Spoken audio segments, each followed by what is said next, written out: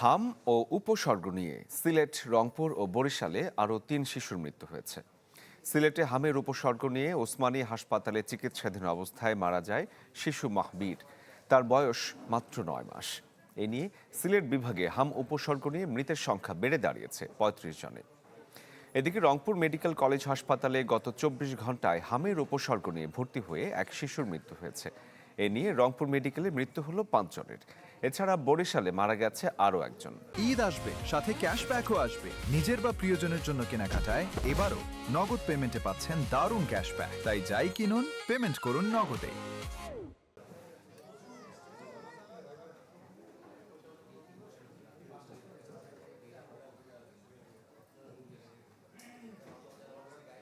সারা দেশেই ছড়িয়ে পড়েছে হামের এই ভয়ঙ্কর প্রকোপ।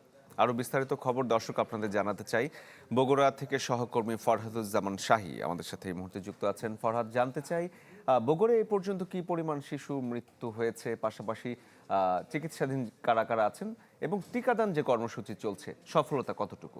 শরীফ, বগুড়ার বিভিন্ন হাসপাতালে এখন পর্যন্ত মোট ৪৭০ জন শিশু হাম এবং হাম উপসর্গে ভর্তি হয়েছিলেন।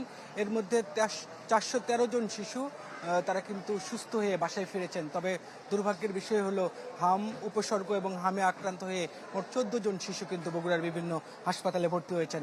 মোট এখন বগুড়ার বিভিন্ন হাসপাতালে ৪৩ জন শিশু তারা কিন্তু ভর্তি আছেন।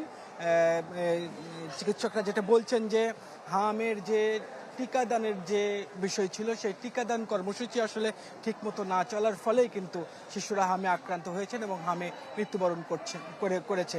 তবে আসার কথা তারা যেটা বলছেন যে গত মাসের ২০ তারিখে বগুড়া সহ সারা বাংলাদেশের টিকাদান কর্মসূচি শুরু হয়েছিল।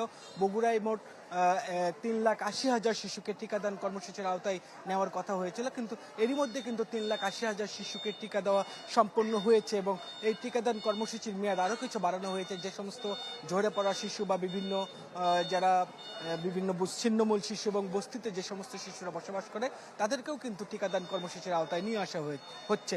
আজকে সকালবেলা সিভিল সার্জনের সাথে আমার কথা হচ্ছিল, তিনি বলছিলেন যে এরই মধ্যে ৩ সপ্তাহ কিন্তু অতিক্রম হয়ে গেছে টিকাদান, যাদেরকে টিকা দেওয়া হয়েছে মোট ৪ সপ্তাহ বা তার কিছু বেশি সময়ের মধ্যেই যদি সবগুলো শিশুকে টিকাদান কর্মসূচির আওতায় যদি নিয়ে আসা যায় তাহলে তাদের মধ্যে যে অ্যান্টিবডি তৈরি হবে তাহলে কিন্তু এই যে হামের যে প্রকোপ সেই প্রকোপ কিছুটা কমবে এবং যে অনাকাঙ্ক্ষিত যে মৃত্যু হামে আক্রান্ত হয়ে যে সমস্ত শিশু মৃত্যুবরণ করছে সেইটা কিন্তু অনেকটা কমে যাবে বলে চিকিৎসকরা আশা করছেন। শরীফ, ফরহাদ, ধন্যবাদ আপনাকে।